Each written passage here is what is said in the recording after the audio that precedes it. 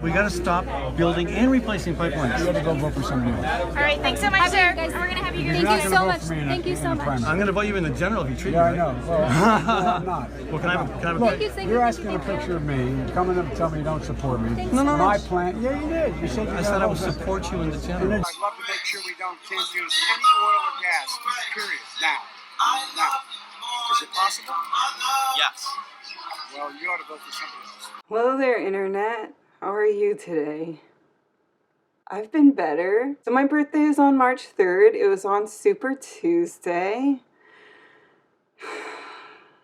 The Friday before that, I sent in my ballot. I vote by mail, and as soon as I mailed it in, I was like, oh fuck, should I have put a stamp on that thing? I am that kind of paranoid person. I need to stare directly at the ballot, make sure that I fill in exactly the right bubble, and then I have to take pictures of my ballot afterwards so that I don't like freak myself out and think, oh, what if I filled in the wrong bubble? Of that level of anxiety. But anyway, I did check the voter portal and my vote was counted on March 2nd. But anyway, Friday before my birthday, I hung out with my brother. I went to go see a friend's drag show at Oasis. It was a pretty fun time. And it was a very different time period. It was before the South Carolina primary. Bernie Sanders had won Iowa, New Hampshire, Nevada. And I was like, dude, this is a slam dunk. And Super Tuesday, it looks like none of the other candidates would even get past that 15% threshold in California. So maybe all of the delegates in California could end up going to him. Nobody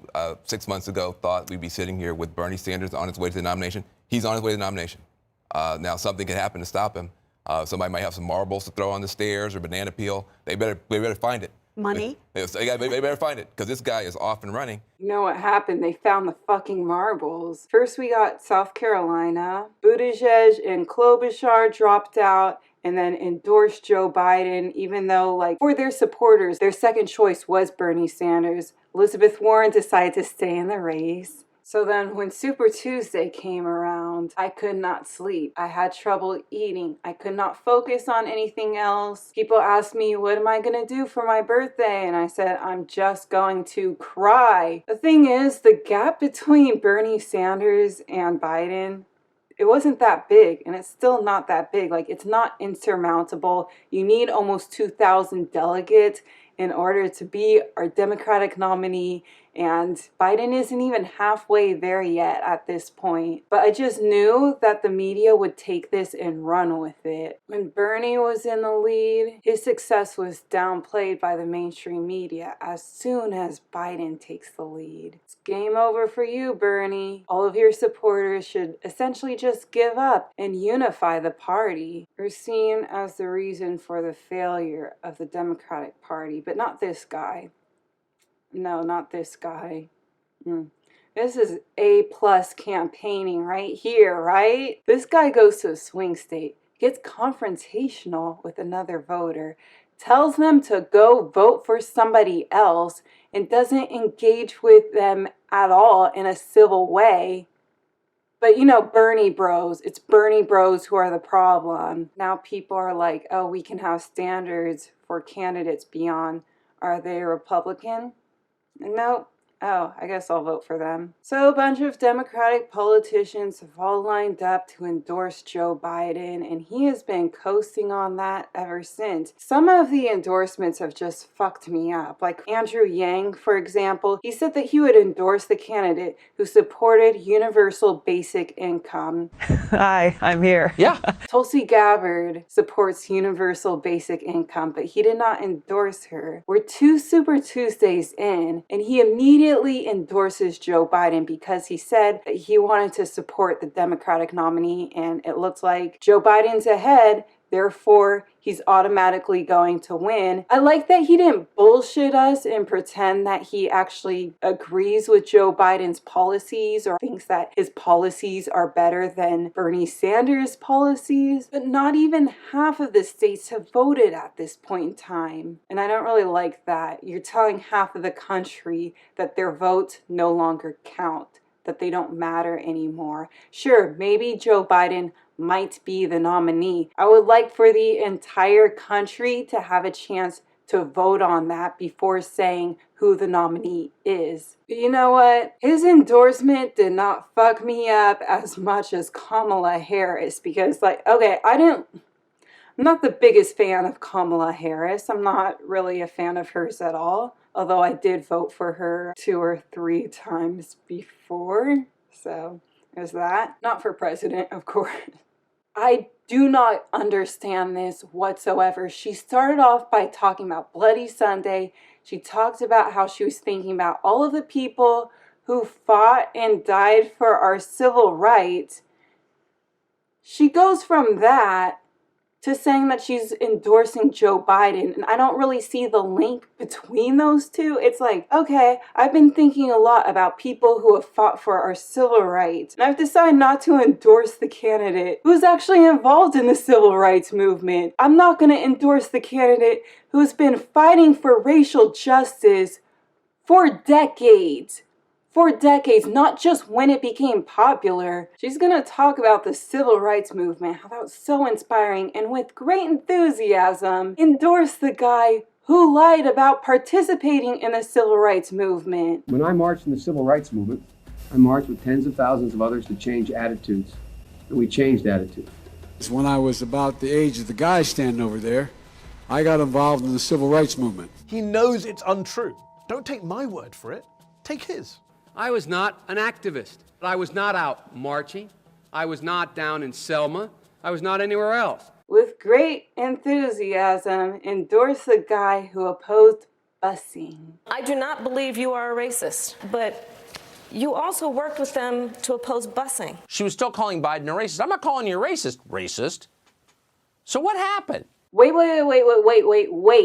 He did not oppose busing because he's racist. Oh, no. He opposed busing because he didn't want his kids to grow up in a racial jungle. That's not racist at all. That's progressive. What else was there? Oh, yeah, he was pretty tough on crime. The death penalty. It provides 53 death penalty offenses. Weak as can be, you know? We do everything but hang people for jaywalking. But then again, Kamala Harris was pretty tough on crime as well. I want to bring the conversation back to the broken criminal justice system that is disproportionately negatively impacting Black and brown people all across this country today.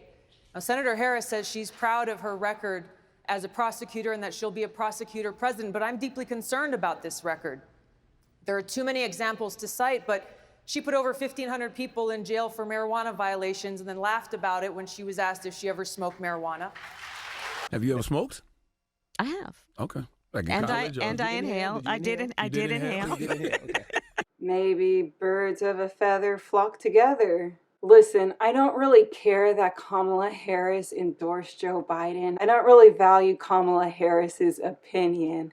I just think that it is super disrespectful to bring up the civil rights movement, to bring up people who fought and died in the civil rights movement, and then endorse Joe Biden as if there's some sort of connection, as if he has been the one who's been fighting for our civil rights when Bernie Sanders has. Your policy is the only policy that I have seen in my lifetime that matches up with the policy of what was the Poor People's Campaign. At the end of his life, not only did Dr. King get murdered in Memphis, where he was not on a quote-unquote civil rights effort, he was standing with some of the most exploited Black workers in America. Absolutely. And he said, I'm going to go down there and help you form a union and get decent wages and decent working conditions. That's where he was murdered. And at that same time, what he was also doing, he's trying to put together a Poor People's Campaign. Cory Booker also endorsed Joe Biden, which of course did not surprise me at all. But you know, there is this kind of little issue right here. There's a lot of people who are concerned about Joe Biden's ability to carry the ball all the way across the end line without fumbling. But there are definitely moments where you listen to Joe Biden and you just wonder. So what did Cory Booker just say? You know exactly what he just said. He said Joe Biden's senile. He's totally out of it. He can't carry the ball because he's too old. So since March 3rd, since Super Tuesday, when Biden became the front runner, there's been a lot more attention on Joe Biden. A lot more people have been speculating on whether or not he has dementia. We can't just diagnose him with dementia, but something's clearly up. And to get hot, I got hairy legs that turn blonde in the sun. And the kids used to come up and reach in the pool and rub my leg down so it was straight, and then watch the hair come back up again. They'd look at it. So I learned about roaches. I learned about kids jumping on my lap. Now we have some establishment Democrats who are acting as if this is some coordinated smear campaign that's brought on by Bernie Sanders supporters. It's brought on by Republicans. It's brought on by the Russians. But in reality, Joe Biden just never had any charisma. He always stuttered. He always misspoke and was very unclear and bad at public speaking. We're just now noticing it. But it was people from within the Democratic Party who brought this up first, well before Super Tuesday even happened. The question is, does he still have his stuff? And spontaneity. Yeah, and how sharp is he? Does the Joe Biden tonight, he the same Joe Biden who could respond with one word to a you're raising the question by the question. There are growing concerns among Democrats, Corinne, in terms of whether he's up for this. This was his opening statement. Well, look, the next president of the United States is going to have to do two things. Defeat Donald Trump, that's number one. And number two, going to have to be able to go into states like Georgia and North Carolina and other places. One, that Donald Trump doesn't want me to be the nominee.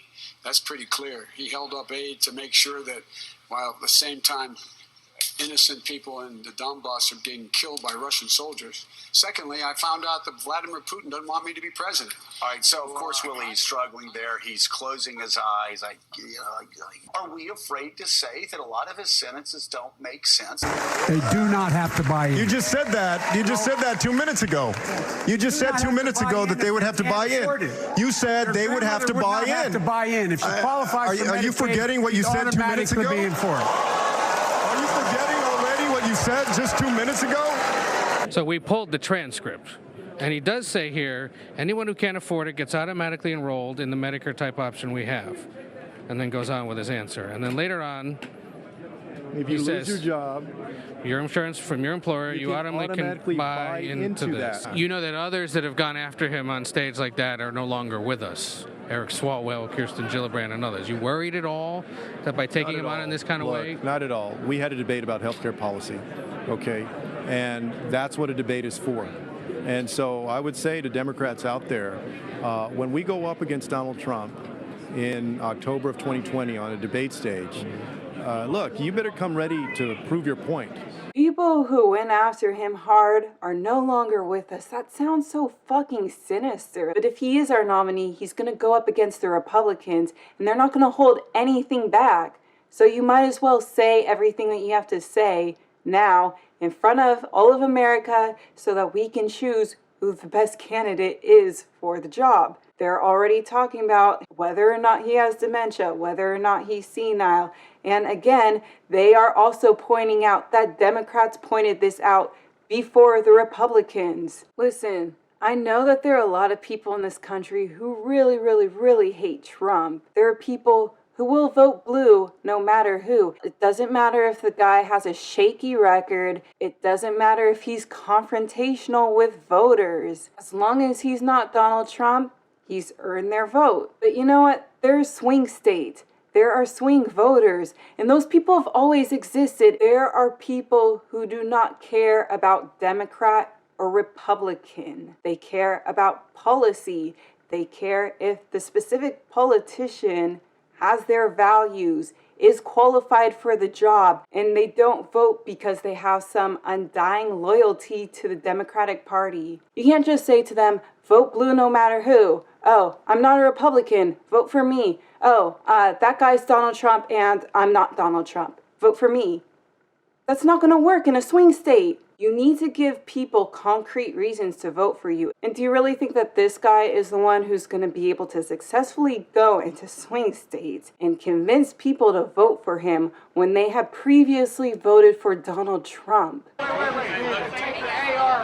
AR-14s. Hold on.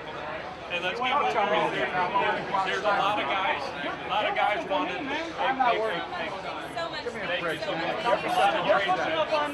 I thought that Biden's interaction with the Iraq War veteran was pretty bad. I mean, yeah, the veteran got really confrontational. He started yelling, "You are disqualified, you are disqualified," over and over and over again. But he was hurt. He told Joe Biden that his friends are dead because of Joe Biden. Like, Joe Biden caused this immense amount of suffering and pain for no fucking reason. Joe Biden didn't even apologize. He was actually kind of rude, and then he walked away. He didn't own up to his mistakes, didn't take responsibility whatsoever. I thought that interaction was pretty bad, but you know, maybe that's because I'm a spoiled Bernie bro, and I thought that I was allowed to have standards, and I saw Bernie Sanders' interaction with the veteran who wanted to kill himself because his medical debt was horrible. But you know, even though Joe Biden didn't apologize for the hurt that he caused, at least he didn't swear at the guy. I'll have to look at the clip again, but from what I saw, he didn't like put both hands on the guy's shoulders or start like buttoning up his shirt, you know, poking and prodding, getting into that guy's face, start cussing him out. He didn't get overly aggressive himself. He just walked away, so maybe that was like the best thing that he could have done, since he clearly does not have the skills to talk to a voter who disagrees with him in a civil way. I'm just saying, it wasn't as bad as this interaction between him and a union worker who was asking about his Second Amendment rights. And then back in Iowa, 2 different voters asked him about the environment. They asked him about climate change. He got really rude, really aggressive. His relationship with personal space is a bit interesting. And he told them to go vote for somebody else. But you know what? If Joe Biden doesn't win the general election, it's going to be my fault. It's going to be all of the Bernie bros' fault for having any standards, for being at all critical at this point in time and saying, you know what? There's another candidate out there. There is another candidate out there who is better at campaigning, who is working his ass off. He was going to all of these different rallies, going state to state to state. Bernie even went on Fox News, and the audience there agreed that his ideas were rational, they were reasonable, they were not completely radical. Is making public colleges and universities tuition free so that all of our people have the opportunity to get a higher education in a competitive global economy. Is that a radical idea? No! I would like to point out something very interesting that's going on with the media. Fox News is pretty interesting right now because they're not putting Joe Biden on a pedestal, as you can imagine. So when he lies his ass off, they call him out on it. And I think that that's going to haunt him in the general election if he is our nominee. It's Monday morning. Last night was the first Democratic debate between Joe Biden and Bernie Sanders. And the good news for Joe Biden is he was completely lucid the whole time. He was able to articulate what he thought well in a coherent manner. There is this other issue of him lying his ass off. I mean, there was this video by The Intercept, which I used a clip of in this video, about how he's a compulsive liar. And I swear to God, after this debate, they need to make like a part 2. It's bad. So one of the issues brought up during the debate last night was Social Security, and Bernie Sanders said, okay, everybody go to the YouTube, and hashtag Lion Biden was trending on Twitter with lots of video clips, such as this video. You have been on the floor of the Senate time and time again talking about the need to cut Social Security, Medicare, and veterans programs. Is that true, or is that no, not it's true? not true. That is not true? When I argued that we should freeze federal spending, I meant Social Security as well. I meant Medicare and Medicaid. I meant veterans benefits. I meant every single solitary thing in the government. And I not only tried it once, I tried it twice, I tried it a third time, and I tried it a fourth time. Were you on the floor time and time again, for whatever reason, talking about the need to cut Social Security and Medicare and Veterans programs. No, I did not talk about the need to cut any of those. But the thing is, the people who are going to go on the YouTubes, those are the young voters. They're already pro-Bernie. They're already not going to vote for Joe Biden. Older people just watch the news. They watch the cable news. Joy Reid tweeted this out. Do we care about a candidate's voting record? Fuck yes. If they made a mistake, they acknowledge that they made a mistake, and then they atone for their actions and try to move on and try to do better in the future. That's fine. For example, Tulsi Gabbard once voted against gay marriage and she apologized for that. I have a bigger problem when somebody is just lying their ass off and they don't want to be held accountable for their actions. Anyway, going back to Tulsi Gabbard, I did keep on wondering, oh, what would the debate have been like if she was allowed to debate? She picked up a couple of delegates, so she should have been able to debate, but they changed the rules on her, so. The only news station that has not completely forgotten that she's even running for president, Fox News. Anyway, there were a lot of endorsements that really hurt me, but one, like, I just saw this endorsement and it made me quite happy because I wasn't expecting it. The Reverend Jesse Jackson. Bernie Sanders did support Jesse Jackson back in the 80s, back when Joe Biden first ran for president, but then had to drop out because of his whole plagiarism issue. It's nice that we've come full circle. We have to, like, keep hope alive, you know? It gets dark sometimes, but the morning comes. Don't you surrender. Suffering breeds character. Character breeds faith. In the end, faith will not disappoint. You must not surrender. You may or may not get there, but just know that you're qualified and you hold on and hold out. We must never surrender. America will get better and better. Keep hope alive.